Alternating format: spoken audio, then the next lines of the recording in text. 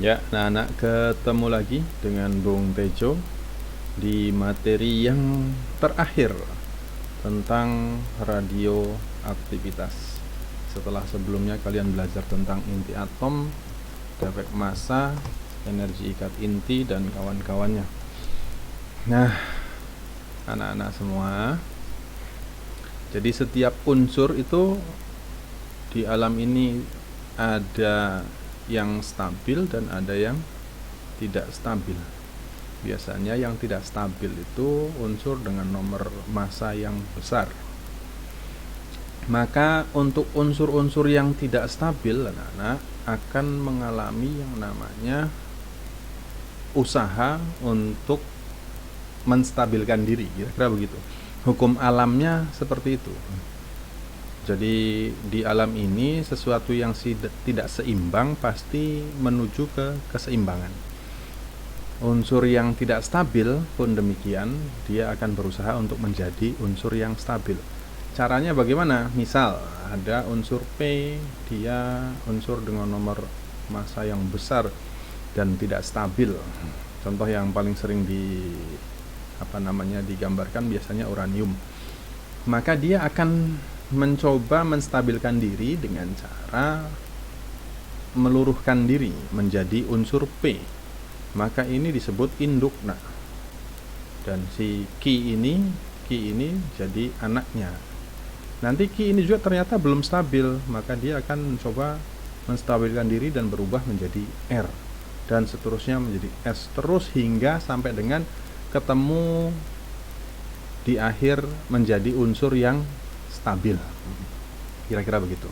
Kalau digambarkan kemudian ilustrasinya kira-kira seperti ini. Kalau ini adalah atom radioaktif, anak-anak, maka dia akan memancarkan suatu partikel sehingga terjadi radiasi dan ada pemancaran atau penyerapan energi. Lanjut dulu ya. Nah, kira-kira kalau digambarkan nanti jenis pancarannya, jenis radioaktivitasnya ada 3 macam. Nah, ada radioaktif yang memancarkan alfa atau inti dari atom helium, ada yang memancarkan sinar beta, dan ada yang memancarkan sinar gamma. Seperti apa karakteristiknya? Yang ini kan jenisnya yang nanti akan kita jelaskan di slide selanjutnya.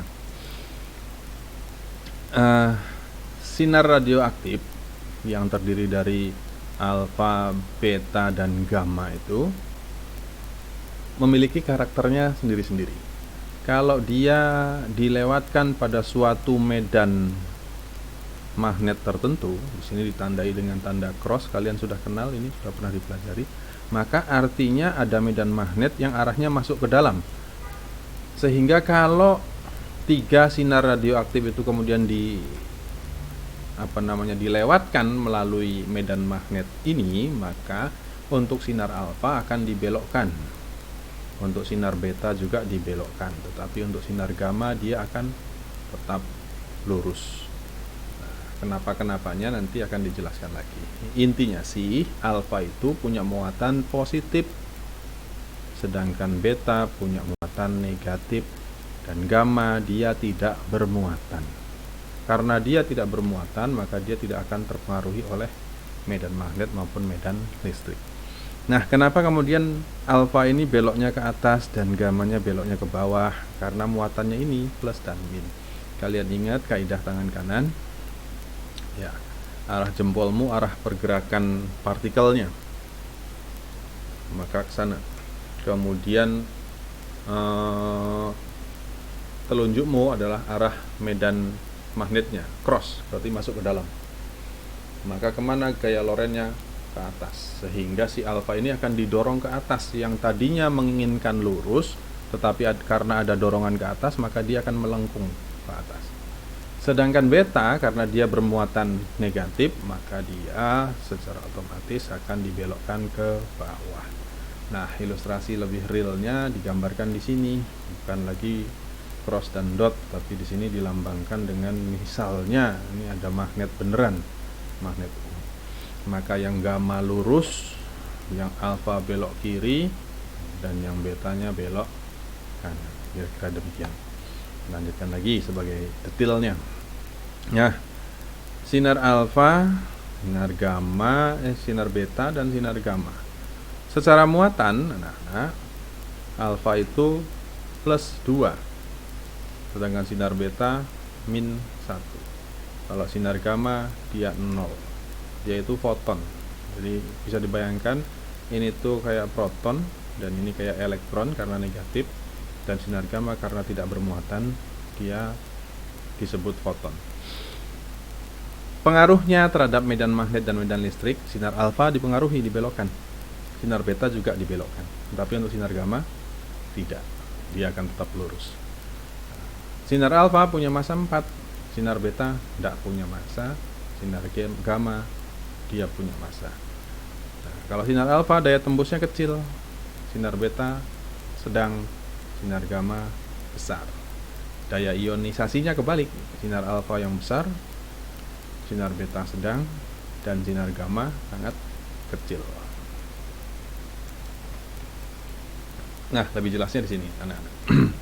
Sinar alfa itu Z-nya punya angka 2 dan A-nya 4. Lambangnya, notasinya 2 alfa 4 atau 2 He4 karena memang alfa itu adalah inti dari unsur helium. Sinar beta min 1 0. Lambangnya kalau dinotasikan menjadi min 1 beta 0 atau min 1 elektron 0. Kalau sinar gamma 00 karena dia tidak bermuatan pun pula tidak bermassa. Nah, daya tembusnya diilustrasikan seperti ini. Sinar alfa itu untuk menembus kertas saja dia tidak mampu, berhenti. Kalau sinar gamma tembus, pada kertas tembus. Tetapi ketika menghadapi aluminium dia berhenti. Kalau sinar gamma, kertas tembus, aluminium tembus, tetapi ketika menemui logam timbal dia tidak akan bisa. Kira-kira seperti itu. Kita lanjutkan. Nah, proses pemancaran sinar radioaktif itu mengakibatkan adanya peluruhan. Apa peluruhan? Peluruhan inti radioaktif adalah peristiwa berubahnya inti atom menjadi inti atom lain. Tadi seperti diilustrasikan dari P jadi Q, jadi R, jadi S. Yang berlangsung dengan sendirinya ya, tanpa ada gangguan. Bila inti atom mula-mula dinotasikan dengan N0 dan meluruh dalam waktu selang tertentu T, banyaknya inti yang belum meluruh. Nah, banyaknya inti yang belum, perlu catatan di sini saya garis bawahi. Yang belum meluruh dinyatakan dengan persamaan. Nah, ini N. Ada buku yang menuliskannya hanya N, ada yang menuliskannya NT. Nah, artinya ini tuh unsur yang belum meluruh adalah N0 dikalikan E pangkat lambda kali T. Nah, lumayan ruwet ya. Mari, nanti kalau sudah latihan soal akan jelas. Dengan N adalah jumlah inti atom yang belum menyeluruh. N0-nya adalah jumlah inti atom mula-mula, asalnya berapa. E itu bilangan natural, nilainya 2,718. Dan lambda adalah konstanta peluruhan. Nanti akan ada penjelasan tentang konstanta peluruhan di slide selanjutnya. Dan T adalah lamanya meluruh, waktu meluruhnya berapa. Kita lanjutkan. Dan ada pula konsep tentang waktu paruh. Apa itu waktu paruh? Waktu yang diperlukan oleh inti radioaktif untuk meluruh sehingga jumlah atomnya tinggal setengahnya dari mula-mula. Itu dinamakan dengan waktu paruh. Dan lambangnya adalah T besar. Berapa nilai T besar? 0,693 dibagi lambda. Nah, nyambungnya di sini. Lambda itu apa, Pak? Lambda itu adalah konstanta peluruhan. Berapa nilainya, Pak? Ya tinggal dibalik saja bahwa lambda adalah 0,693 dibagi T. Begitu. Maka untuk waktu paruh ini, rumusnya beda lagi. NT sama dengan N0 dikalikan setengah pangkat T kecil per T besar. Dengan ketentuan T besar adalah waktu paruh, N-nya jumlah yang belum meluruh, NT biasanya NT, N0 jumlah zat mula-mula, dan lambda adalah konstanta peluruhan, T kecilnya adalah lamanya dia meluruh. Lanjut lagi. Nah, kalau sudah latihan soal biasanya nantinya akan ngerti. Alkisah anak-anak, waktu paruh NA15 adalah 15 hari. Artinya dari kondisi semulanya untuk menjadi setengahnya, tinggal setengahnya, NA ini membutuhkan waktu 15 hari. Waktu yang diperlukan supaya 75% senyawa yang mengandung nuklida ini meluruh adalah titik-titik. Jadi yang ditanyakan adalah waktunya. Untuk yang awalnya berapa menjadi 75%-nya hilang gitu. Artinya sisanya tinggal 25%. Sehingga di sini di data kita T-nya adalah 15, sementara N-nya bukan 75 ini, bukan. Karena bahasanya bisa membingungkan dan macam-macam anak-anak. Coba perhatikan tata kalimatnya. Waktu yang diperlukan supaya 75% senyawa yang mengandung nuklida ini, maksudnya nuklida Na ini, meluruh adalah titik-titik. Artinya 75%-nya sudah hilang. Maka yang tersisa tinggal 25%. Maka di sini N-nya punya data 25%, alias 0,25 atau 1/4. Artinya karena ditanya waktu, maka yang ditanyakan adalah T kecilnya. Kita masukkan ke dalam rumus. N sama dengan N0 dikalikan setengah T per T besar.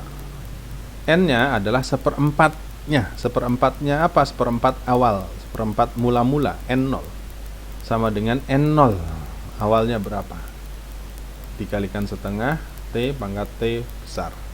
Sehingga kita punya persamaan baru, karena ini N0, ini juga N0, maka hilang. Maka tinggal 1/4 sama dengan setengah dipangkatkan T kecil per T besar. 1/4 itu adalah setengah pangkat 2. Kalian ngerti harusnya secara matematis. Sama dengan ini, turun ke bawah.